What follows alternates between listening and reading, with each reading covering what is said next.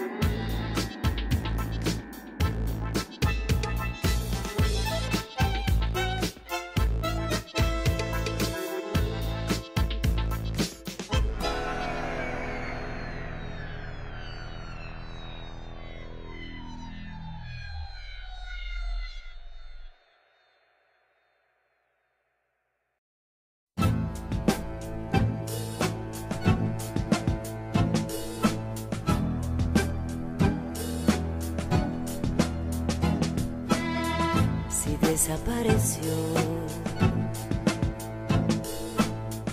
en mí aparecerá. Creyeron que murió, pero renacerá.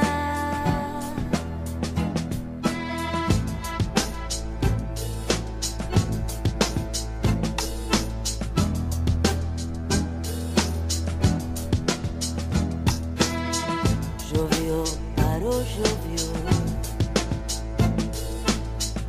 y un chico adivinó. Oímos una voz, y desde un tango, rumor de pañuelo blanco.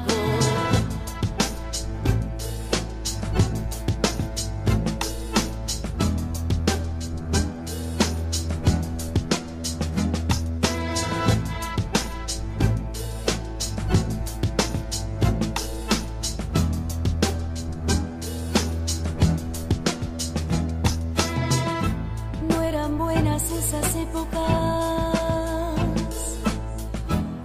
malos eran esos aires. Fue hace 25 años y vos existías.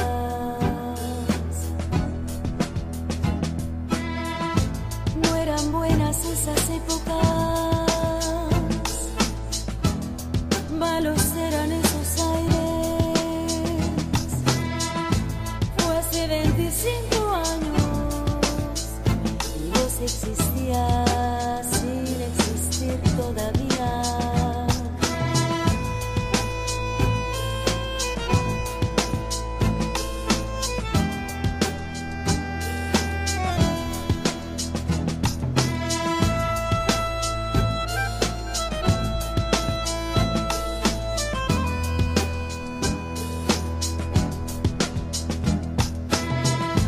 Desapareció, en mí apareció.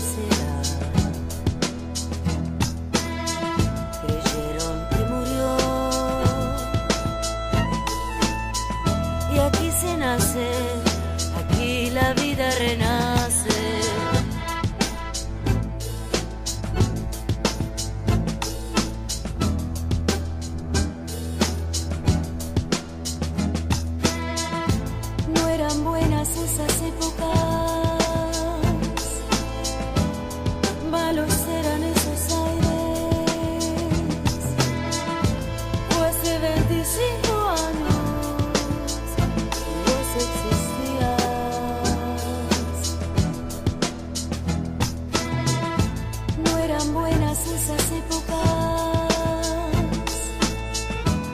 malos eran esos aires. Fue hace 25 años y Dios existía sin existir todavía.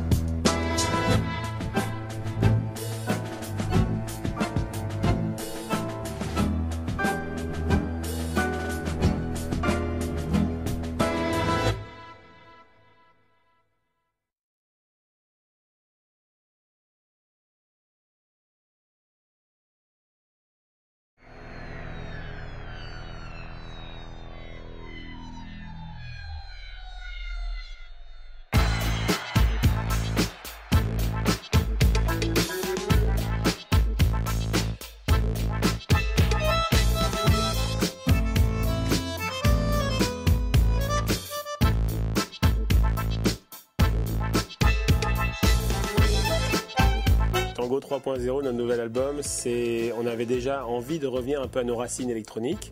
Donc ça, c'était un peu une idée de base quand on a commencé l'album. Mais on avait aussi très envie de continuer l'expérimentation qu'on avait fait avec le tango depuis 10 ans. Ça faisait exactement 10 ans qu'on avait commencé à travailler ensemble. Et d'amener le tango dans le 21e siècle, puisqu'on y est.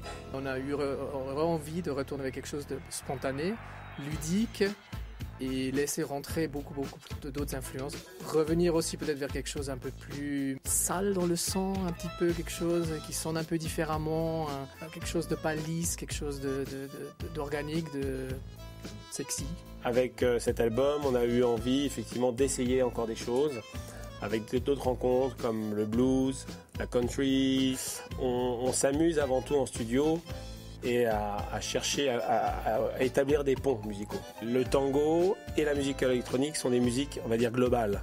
Les deux ensemble peuvent unir leurs forces et toucher un public partout, soit en Italie, mais ça peut être au Japon, ça peut être au Brésil. L'idée, c'était essayer de faire une musique qui n'était pas connue avant.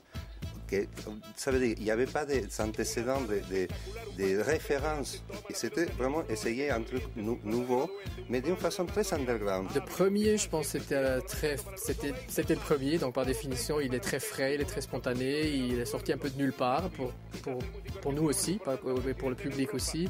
Donc il a eu toute de la nouveauté.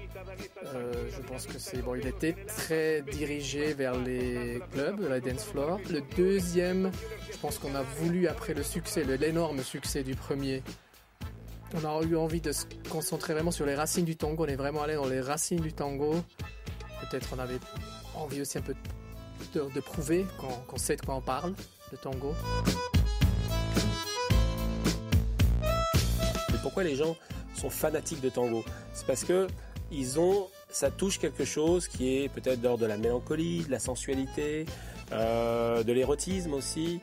Je crois qu'un couple de danseurs de tango, quand on les voit, cette proximité de la peau et des corps, c'est un truc très très particulier. Et cette émotion, on essaie nous de la traduire avec la musique en évitant tous les clichés du tango. Les clichés du tango qu'on connaît, avec le danseur, le couple danseur avec la rose rouge. Voilà, ces trucs-là, on essaye d'éviter évidemment. Le tango, c'est pas seulement une musique. C'est l'expression culturelle d'un peuple et il était nommé patrimoine de l'humanité par l'UNESCO il n'y a pas longtemps. Et pourquoi? Parce que ça appartient.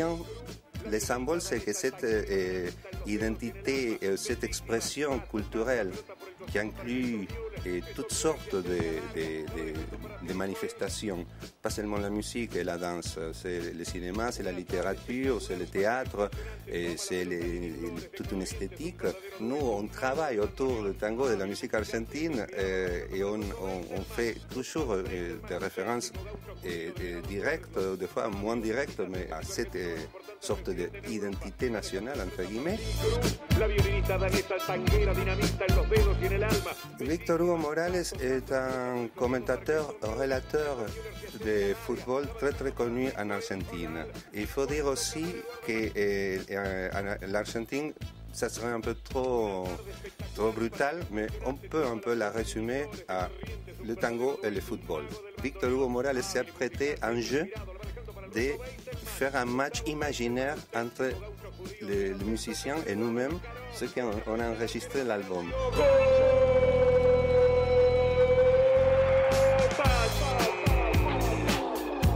Christophe, Philippe et moi, j'ai fait les goals. Et au lieu de dire goal, il dit Gotan. C'est un hommage au tango parce que Gotan, ça veut dire tango en verlan. Mais aussi, c'est pour ça qu'on l'appelait la Gloria, c'est un peu une sorte d'autocélébration. Le succès, je pense que aussi, c'est le résultat d'une musique qu'on fait à trois et d'une certaine magie, alchimie, on ne sait jamais pourquoi on a du succès. Il faut dire qu'en studio, on compose, on arrange, on produit ensemble. Eduardo il vient du tango, il est guitariste. Christophe et moi, on vient de la musique électronique. Christophe, c'est plus sa spécialité, c'est plus les machines, la programmation, les beats. Moi, je suis plutôt le DJ dans le groupe. Donc, on a un peu chacun nos rôles. Mais après, quand on est en studio, c'est vrai que c'est une sorte de ping-pong musical où on s'envoie, quelqu'un propose une idée. Et généralement ça plaît, il n'y a pas de bataille, il n'y a pas de lutte, c'est très spontané, ça part, on se prend pas à la tête, c'est pas conceptualisé, c'est pas intellectuel. On aime vraiment faire des mélodies, ça c'est un truc qui est vachement important pour nous. On aime composer, on aime faire de la musique populaire, mais par contre on veut pas faire de la musique commerciale. Et je crois que c'est ça qui nous a vraiment fait encore plus plaisir dans le succès de Gotan Project, c'est qu'on l'a fait vraiment en toute sincérité et sans ambition commerciale. On pensait, très franchement, personnellement, je pensais qu'on allait vendre 2000 disques. On en a vendu 2 millions. Donc c'était pas du tout imaginé. Parce que c'est pas un concept. Notre musique, c'est pas tiens, le tango, la musique électronique, on va faire ça. Non, c'est parti d'une idée, d'une envie à partir d'une rencontre. Voilà. Avant tout, on essaye de se surprendre nous-mêmes. Et c'est comme ça peut-être qu'on surprend les gens avec ce nouvel album, avec un nouveau spectacle. Le public, quand ils viennent voir un concert de Gotan, ils savent très bien que ça ne va pas être juste un simple concert. Ça va être un vrai spectacle avec effectivement des super musiciens qui jouent sur scène. Je ne parle pas de nous, je parle des autres. Ceux qui nous accompagnent. Après ça, qu'est-ce que tu vas dire? La meilleure bande son pour faire l'amour. En deux mots, je dirais que c'est le son de Gotan Project.